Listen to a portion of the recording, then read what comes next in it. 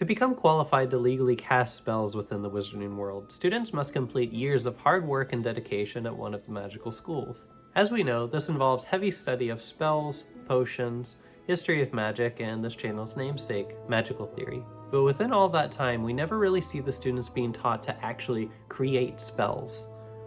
Why is that? Perhaps the creation of spells is taught at some kind of graduate level, similar to Aura training. Or is it possible that magic at its undirected core is simply too dangerous to be tinkered with, and to force it into the structure of an organized spell is something that's just deemed too risky by the Ministry of Magic? Today on Magical Theory, we discuss, how are spells made?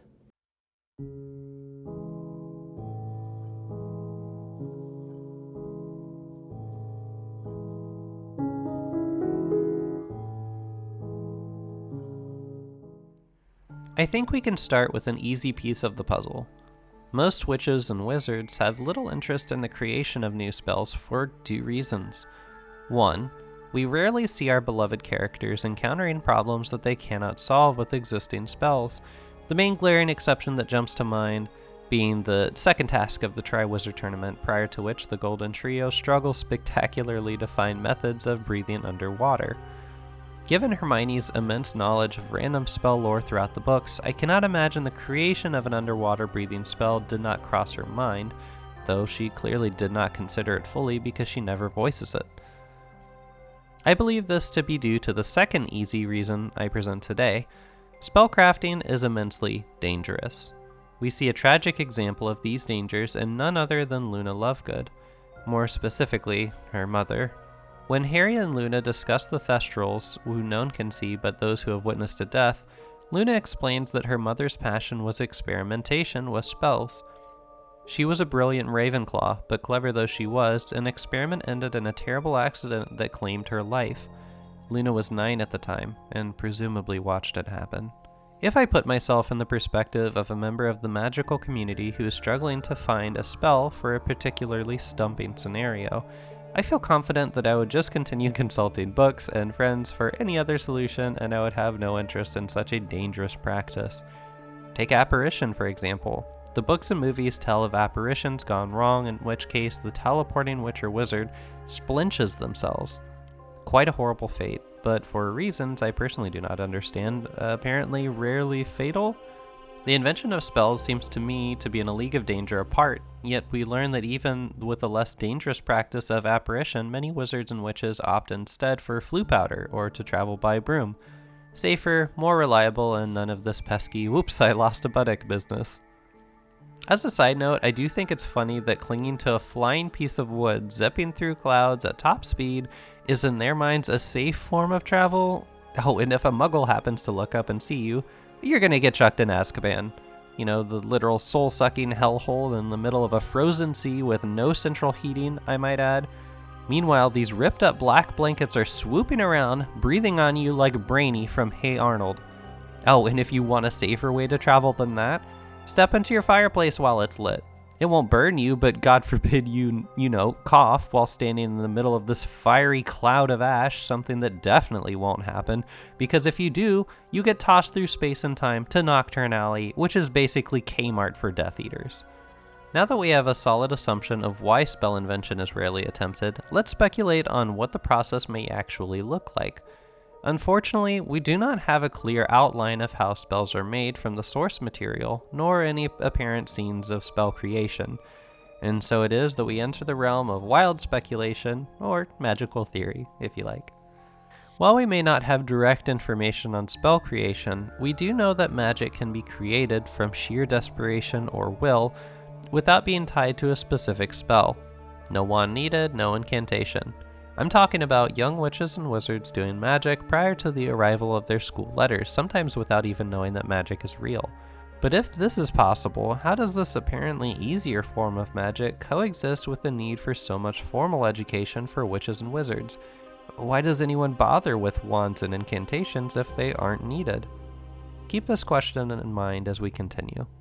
From articles on Pottermore/WizardingWorld.com, we've learned that wandless magic has been the norm for most of magical history in many parts of the world, notably among Native American and African communities. Wands were initially a European invention. used to make spellcasting more potent and precise, but as evidenced by other cultures, not necessarily needed. We can think of wandless magic like cooking without specialized kitchen tools. You can make just about any dish you want without tools designed for that specific dish, but the tools do make the process much easier. Making dishes without these specialized tools over time, however, would become easier, likely to the point where, to the average, uninformed palate, there would be no discernible difference if the cook was practiced enough. On a similar note, we know from just about every piece of source material that non-verbal spellcasting is also possible, no incantations needed here. Judging by the fact that it is a subject we see actually taught at Hogwarts, I would hazard a guess that non-verbal spellcasting is a bit easier than wandless magic. The book suggests that great concentration is key, Harry pondering that his fellow students look like they'd swallowed an entire bottle of you-know-poo while trying to grit their teeth and cast without incantations for the first time. So is spellcasting purely just intensely focused, pure intention?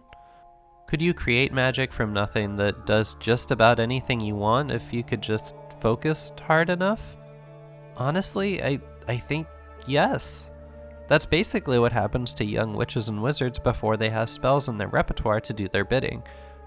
But there's still a hitch in the spell creation process. What happens if a witch or wizard comes across an incantation, say scribbled in an old textbook, and they had no idea what the spell was supposed to do, literally just the incantation itself?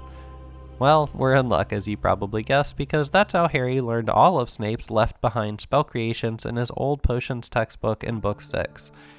The problem is that our assumption that spells are pure, just raw intention with an added sharper focus from an incantation and a wand doesn't entirely work here. How could Harry cast Leva Corpus, for example, without having the slightest idea of what it would do? It doesn't make any sense, but that's exactly what happened when Harry said the incantation aloud idly while laying in bed. He flicked his wand and Ron flew into the air, suspended by his ankle several feet away. It doesn't make any sense. Here's my personal theory, and at this point in the fandom, theories are really the best any of us can offer. When a magical person projects enough force of will into the world to make something happen, it does. But there must be some ritual one can perform while doing this that ties an incantation and perhaps a wand movement to the laws of universal magic itself. Once this ritual is complete, the spell becomes shareable and bound to the incantation it is created with, kind of like making something canon in the universe. Think of spellcrafting witches and wizards like code writers for software. If they get the code exactly right and then share that code, it will always do exactly what it's meant to do when replicated. It's encoded. But if you get one microscopically insignificant part of it wrong and try to upload that code to a program or computer, everything goes kaput. It's probably obvious that I'm not a coder, but I think the analogy works well enough. If the concentration isn't entirely pure doing the ritual process of creating that spell, or if the meaning behind the incantation being supplied doesn't work well enough with what the spell is supposed to do, well, let's just say anyone around you might suddenly be able to see Thestrals. Some things in the wizarding world simply don't have direct answers, and this is just one of them. I hope nonetheless that you've enjoyed our wild speculation. If you have any other topics like this that are not covered in the source material, please let me know in the comments section down below. Don't forget to like the video and subscribe for more content just like this. I've been Riley, this has been Magical Theory. Have a magical day.